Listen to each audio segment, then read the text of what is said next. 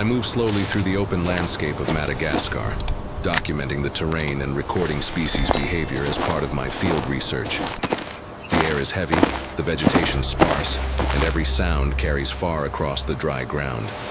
This is not supposed to be a rescue mission. It is just another day of observation, another stretch of land to catalog. Then the ground vibrates beneath my feet. At first, the movement feels distant, almost imagined. Then I see it clearly. A massive bird emerges from behind low trees and tall grass. An adult elephant bird, an apiornis, impossibly large, its body towering above the surrounding landscape. Its feathers are dark, coarse, and uneven, its long legs moving fast but not fast enough. The elephant bird is not alone. Predators circle from multiple directions, spreading out with intention. Their movement is coordinated, patient, practiced. They are not rushing, they are waiting for weakness.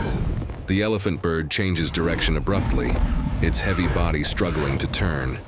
Each step kicks up dust. Each movement costs energy it cannot spare. I stop walking. I stop breathing. This is not a hunt that ends quickly. This is a slow closing of distance.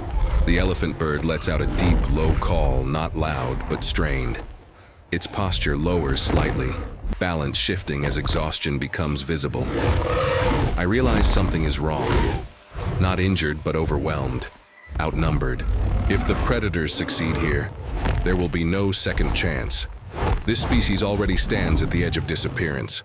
The elephant bird looks around wildly, eyes scanning for escape that does not exist. Then, unexpectedly, it turns toward me. The distance between us is large, but the meaning is clear. It does not stop.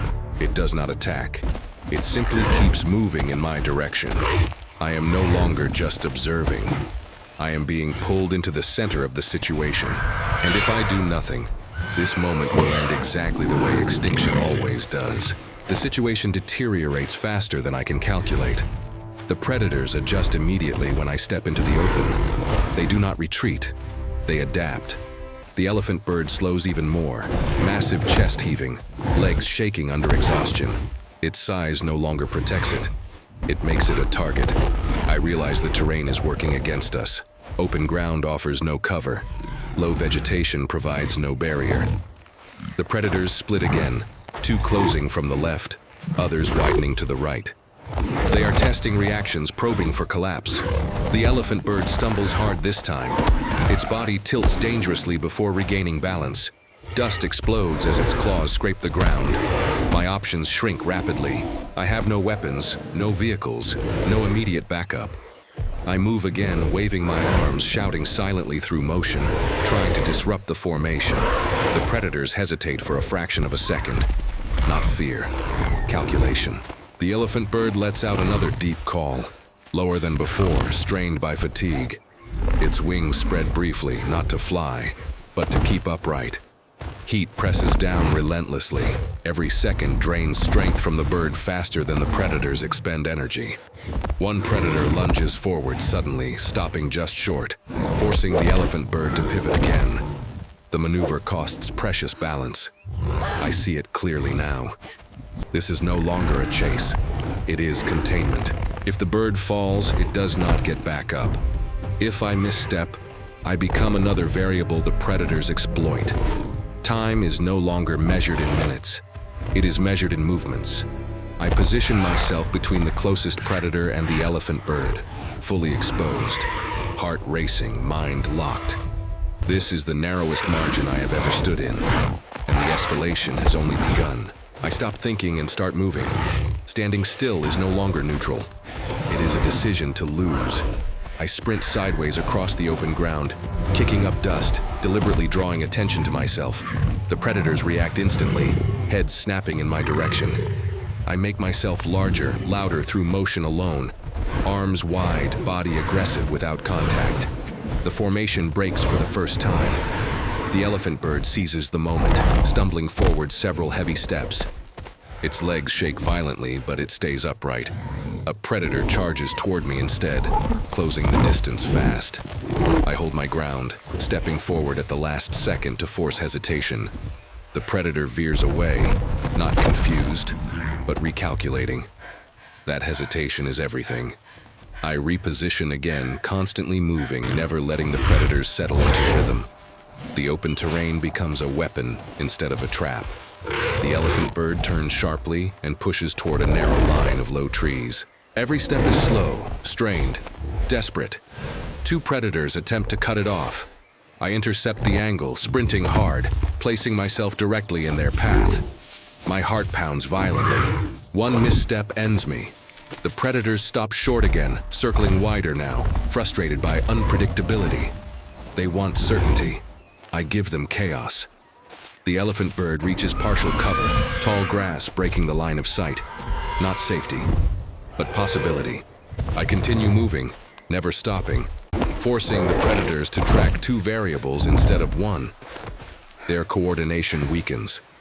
Finally, the elephant bird pushes through the vegetation and disappears beyond the trees. The predators hesitate, scanning, reassessing the cost. One by one, they retreat, dissolving back into the landscape. I slow to a stop, chest burning, legs shaking. The ground is silent again. The intervention works, not by strength, by timing, by refusing to remain an observer. And for the first time since the chase began, Extinction loses momentum. I think it is over. That mistake almost costs everything. The vegetation suddenly explodes with movement, not retreat, pursuit.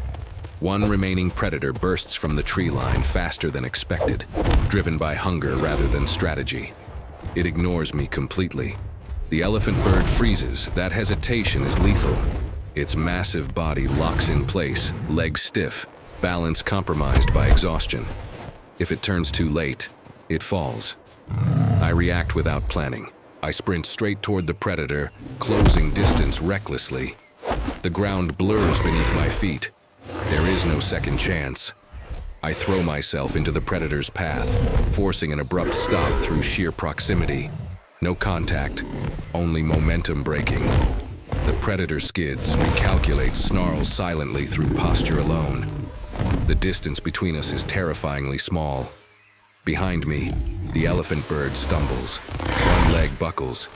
For a fraction of a second, Extinction is visible. I change angle instantly, stepping closer, wider, larger, refusing to retreat. I deny the predator a clean decision. That hesitation saves everything. The elephant bird regains footing and surges forward with the last of its strength. Branches snap, leaves shake violently. The predator finally breaks off, turning away at the edge of commitment. It disappears back into the forest. I stop moving only when silence returns. My hands shake, my legs burn. The elephant bird stands deep within cover now, alive, breathing, upright. The line between survival and loss has closed again. The climax passes not with impact, but with restraint. One correct decision, 1 second sooner, and Extinction is pushed back once more. The forest holds the elephant bird now. I do not follow. I stop at the edge of the vegetation, knowing distance is part of survival.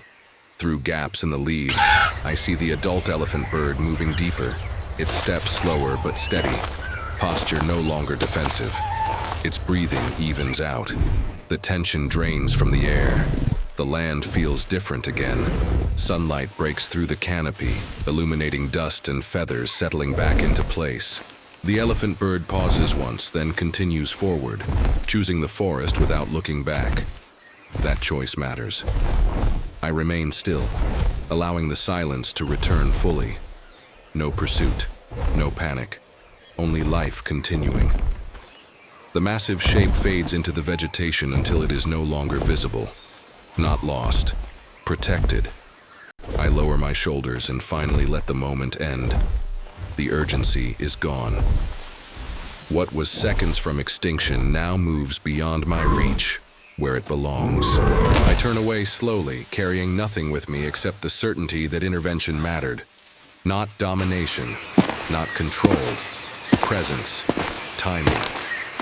The forest closes behind the elephant bird, and the savanna breathes again. The story ends without noise, without victory poses, only with survival.